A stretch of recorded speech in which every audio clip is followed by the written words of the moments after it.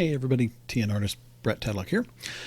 So I had a subscriber on YouTube ask about painting trees without stencils, because they were like, how do you get like a painterly look and not use the stencils? Now, as you guys know, I like using stencils because it saves time. Okay, because I can move them around and twist them and turn them and get kind of a nice look and use it as my base really quickly and create some stuff that looks nice, but doesn't look like a stencil. It just gives me that foundation that I can quickly work with.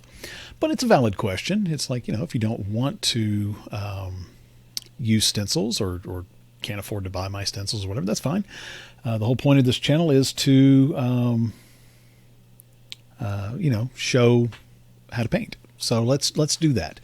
So this is Rebelle 5, and I want to go over some stuff. Now, I'm not going to use my landscape brushes here and stuff. We're just going to go with the regular. And so let's open some of these up and just kind of have them all here. Okay. And the dabber. So these are all the standard brushes for Rebelle. Now I'm going to use the fan brush. Okay. And we're going to paint like a fir tree to begin with. So let's do that. And I need to open my brush creator because I want to show you some things. Oh, actually, I've got this open on my other screen. Forgot that I had it over there. All right, so brush creator. I'm going to reset it. So I'm going to just put this, let's put it right here, like so. Okay. And let me grab, we'll go with like, maybe this, let's go with phthalo green, but I'm going to go a little darker, maybe a little less blue, something like this. There we go. Okay, so with just the way it is, you can see that you can get, it follows your brush strokes, okay? So that works for if you're wanting to just kind of have something to lay in there. But what if you're wanting to have a little bit more control over it? How would I set it up to do that? So let's kind of go with that. So what I'm going to do here is I'm going to go to size. I'm going to change to 100%. So, and you'll notice that tapers the ends. See that? See how it tapered it? So it went from just flat at 40 to tapering. Okay. So I'm going to do that first. Then I'm going to go down to angle, and I'm going to keep that at 90. And I'm going to go to rotation, none. Okay. And this way I can just come in and see how it doesn't follow it now. It just stays at that angle. So we're just going to kind of scrunch in some back and forth, and this just zigzags is all I'm doing. Okay, and I'm just going to show you how to kind of do the basics here, nothing really crazy, so that way we can kind of build it up. Now the other thing you can do is you can go down here and mess around with the paper texture and so forth if you want to. But I just want to kind of go the standard fir tree, Christmas tree kind of look. And then once I've got that in there, if I want to play around with it a little bit, okay, I can come over here to angle and move it up to maybe about, 200 or so. And that's going to give me this up and down. Okay. And then I can come in here on these edges and just kind of drop in some down hanging spots here and there. And that'll give kind of the feel of the bristles pushing down, like so. And you can even play around with it and turn it around completely so that it's 360, so you're getting more of that downward over here as well and stuff. So then I've got that in there. Okay, and again, however much you want to play around with this is what you can do. I'm just trying to show you just a quick way to do it, okay, for getting that look. So I've got the undercoating here, underpainting here of what I need. All right, and now I'm going to grab maybe this permanent green,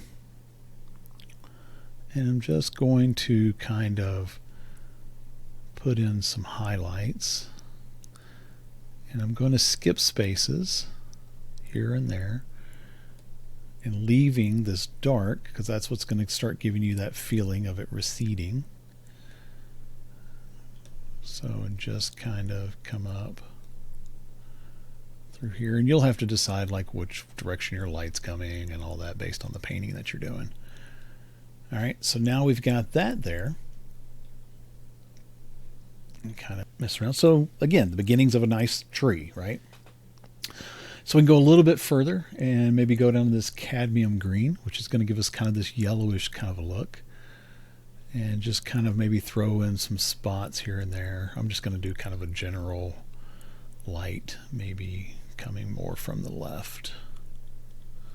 Something kind of like this, okay? Just a few spots here and there to kind of help some of this stick out a little more. Like so. Now what I'm going to do is I'm going to push 4 and go to blend. So I got my blend over here. And I'm going to bring my size down using the left bracket key. And I'm just going to kind of smear some of this together.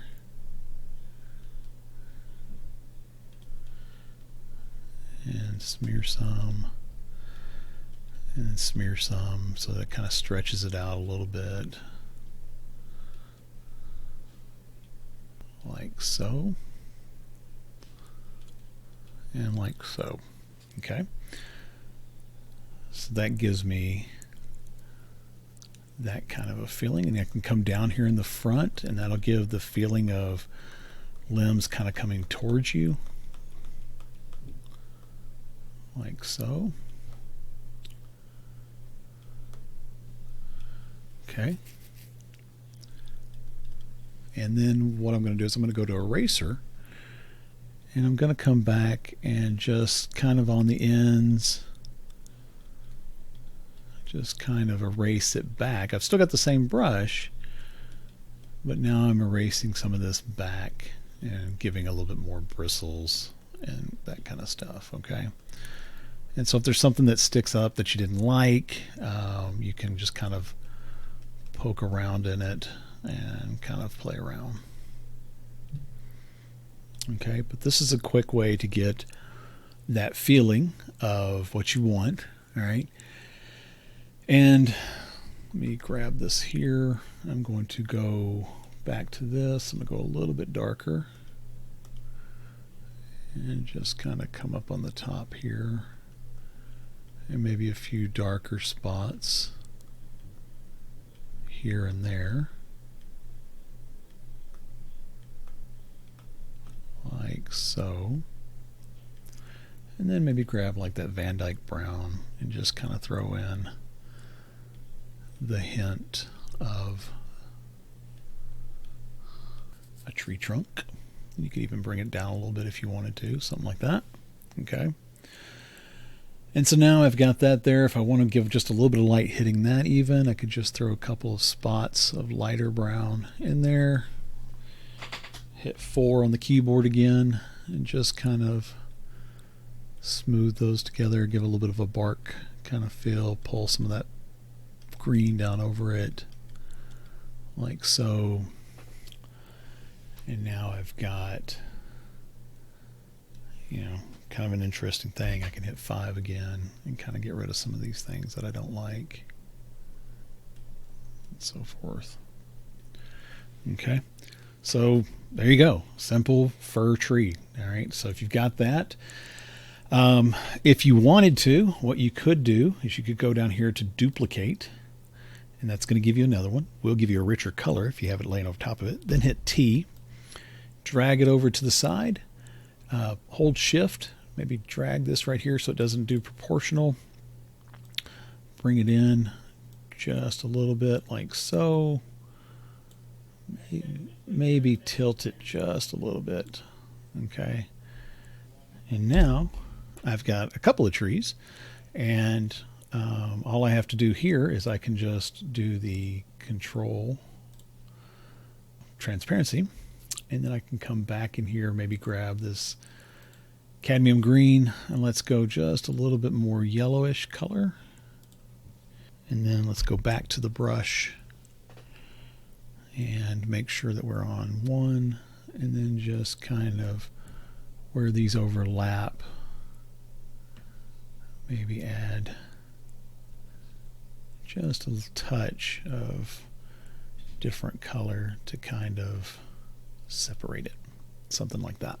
Okay, and then again you can come back and just kind of play around with it and so forth and just kind of smear around. But that's how you can paint a fir tree and get more of that painterly kind of look to it. Now if this is not painterly enough for you, you can come down to, if you got the visual settings, you can come to here and go to visual settings and make sure you have nano pixel on. You can change the paint texture and just really bring it up. You can increase your paint and everything so that way you get a nice, a little bit thicker paint look to it. Okay, you can bring up your impasto depth as well, and then that gives you some nice, you know, painterly looking trees. Then the last thing I would do is I would come back up to here, turn this off, and then right up here at the top, just go back to your brush, grab some of these colors, and then just kind of change that around a little bit so it's not a complete copy of this one. And just like that, with a little bit of effort, you've got some fir trees.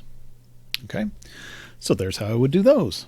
All right, but let's say you don't want fir trees, you want deciduous trees, in other words trees that go to the fall. So let me merge these down and let's make a new layer, and let's hide these and zoom this out. Okay, so how would I do this? I'm going to get rid of this too. We don't really need this one at the moment. So what would I do next? I would come over to the dabbers right here. Okay.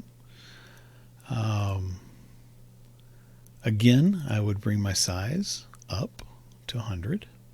Okay, because I like being able to change the, with pressure and stuff, change that. I would leave it on follow trajectory.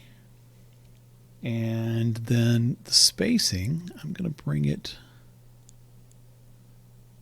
maybe down to about 10 or so. And now using the dark color again, excuse me. Using the dark color again, I'm going to lay in kind of my shape. So this is where you have to think about what shape do you want. Okay, so for a deciduous tree, you're usually going to have, you know, kind of a rounded shape for the most part. Not all of them, but for the most part. Okay, so just kind of figure out the shape that you want and then put that all in there. All right. You could even make it a little lopsided if you want, and just kind of play around. I like to do this part like this first. You can draw the trunk first if you want to. I don't know, I just kind of like doing it this way because I think I can get a more organic look to it, and then I can go back and put the trunk in. So now I've got that. So let me grab a little bit lighter color. Let's go with this one that we had here before. And now I'm going to think about, okay, how do I kind of blend this around? I'm also going to put it on 2 because that just kind of changes the dynamics of it a little bit. Okay, something like that. So again, if I'm on this, I'm kind of thinking, you know, lighting's coming from this direction. Okay, so grab a little bit of my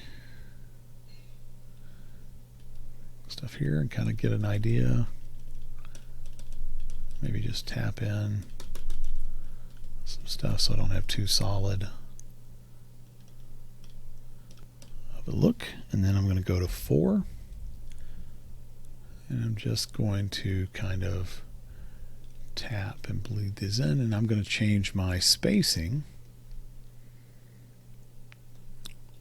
back up a little bit because I want these to kind of break up a little more. And I'm just going to push kind of from one to the other, kind of the dark up into the light and the light down into the dark and so forth. So it just kind of breaks it up a little bit.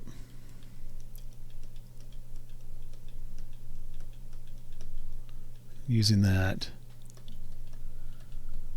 kind of general shape that I had.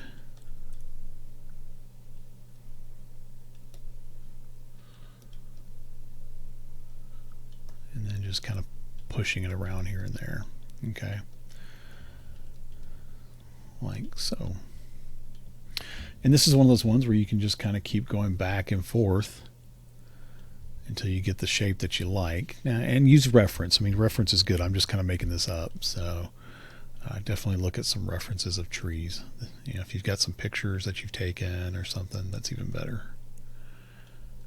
I like to use Envato Elements for references. They have some really good stuff there. And it's not too bad of a subscription. Okay. So I think that's kind of neat. I do have kind of a look of almost an ice cream cone there, so let me kind of push that back a little bit. Alright, so something like that, that works. Now I'm going to make a layer below it, okay, and I want to put in a tree trunk here, okay. So you can go with the fan brush if you want. It's still set from what we had it a second ago. Van Dyke Brown, maybe just kind of throw in a rough tree shape, rough limbs.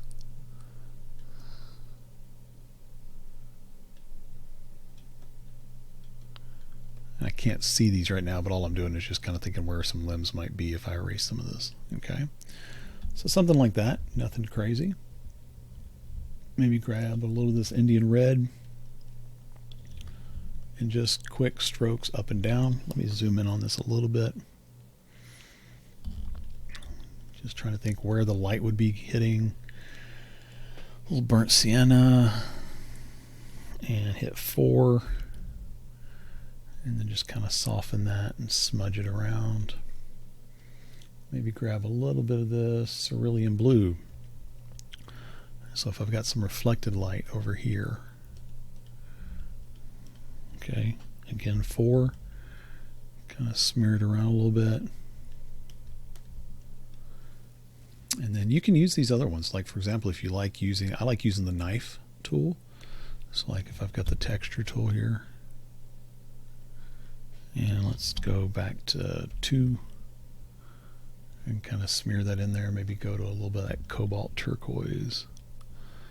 Now you don't want it too bright like this because that'll look weird, but if you just kind of smear it in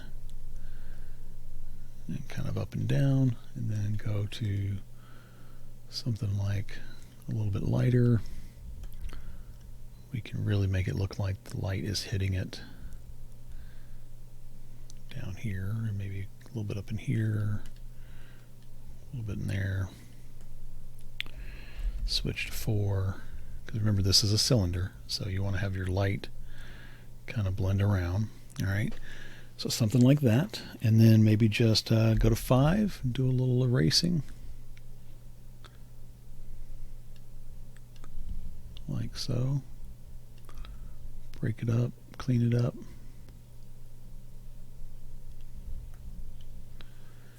Okay. And again, if you want to, if that's not thick enough for you, you can always switch to one of these other brushes versus the dabber.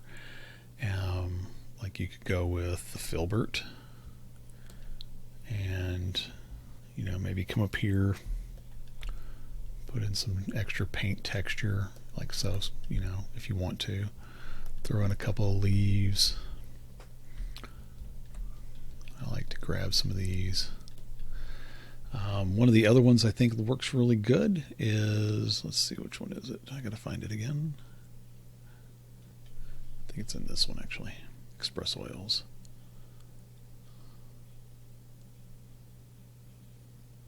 Give me just a second, guys. Sorry. Maybe it was in here. Well, I can do it with these. I was trying to find the one that I'm looking for here. It's hard for me not to go down to my brushes. So, all right. But knife grainy, you know, it can work. If you wanted to go to something like the watercolor brush and go to spatter, let me get rid of this. So like if I've got some of the spatters, Sumi, see the Sumi does kind of like that look. All right. Now it's going to fade out if you don't turn the water down. So, but you can get some neat looking things if you just kind of spatter it here and there. Turn off your. This is a good way to get some really neat effects that are kind of random, and let those kind of come around between them like that.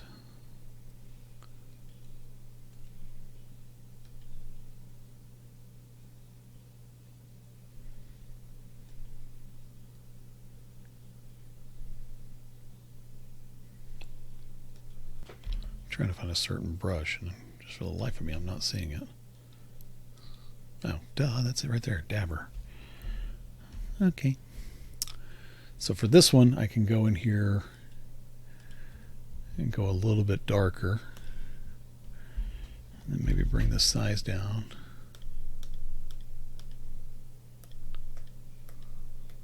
And dab in some dark areas here and there. Then switch to 4. And just kind of break it up a little bit.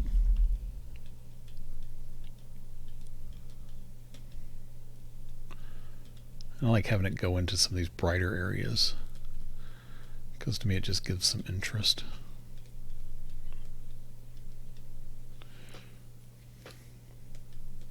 Like so, because it's still kind of random. And just kind of go back over where that watercolor was, and like so.